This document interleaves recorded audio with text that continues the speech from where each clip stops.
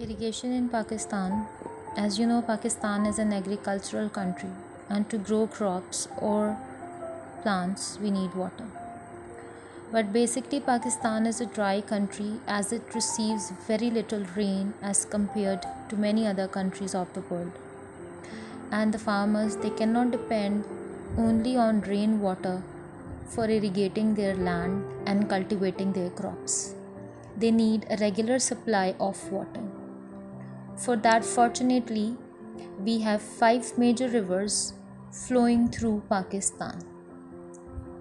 Now, along with these rivers, there are many small rivers up in the north of the country.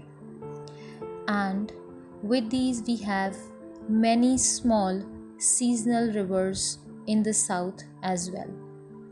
So, we can say irrigation is basically supplying water to the crops as it helps plants and crops to grow well. Water has many uses. We use it every day for so many things. Farmers also need water for their crops. One of the main things that we are doing with water is that we are producing electricity.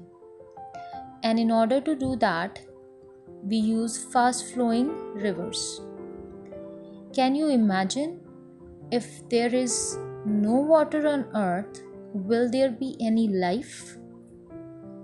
Will any of the living thing would be able to survive without water? No, they won't be. We have different methods of irrigation, and we will be talking about traditional methods as they are practiced in Pakistan.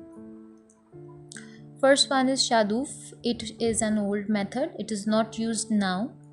And this was a long pole and with a bucket suspended at one end and weight at the other.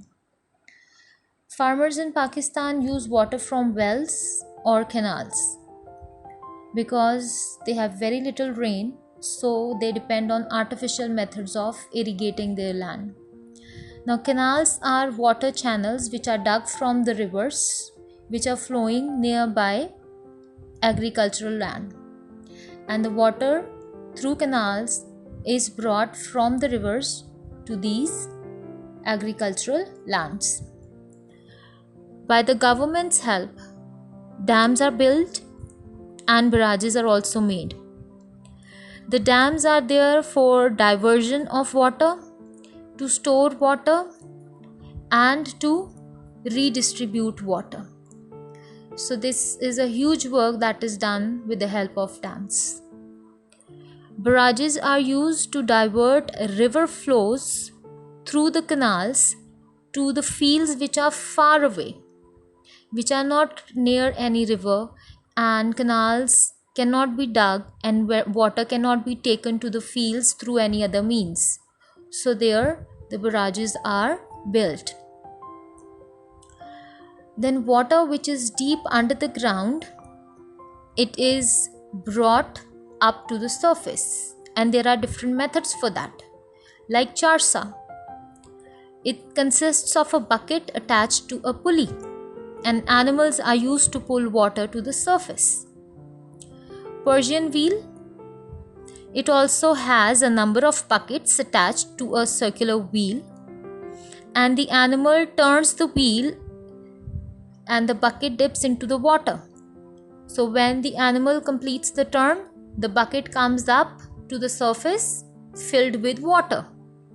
Kares, it's an underground tunnel, a water tunnel, and it was done many years ago. Nowadays it's not practical. And tube well, again a deep well is dug, and with the help of an electric motor, water is brought to the surface, and this is the most common method of irrigation. So Pakistan has one of the largest irrigation systems in the world.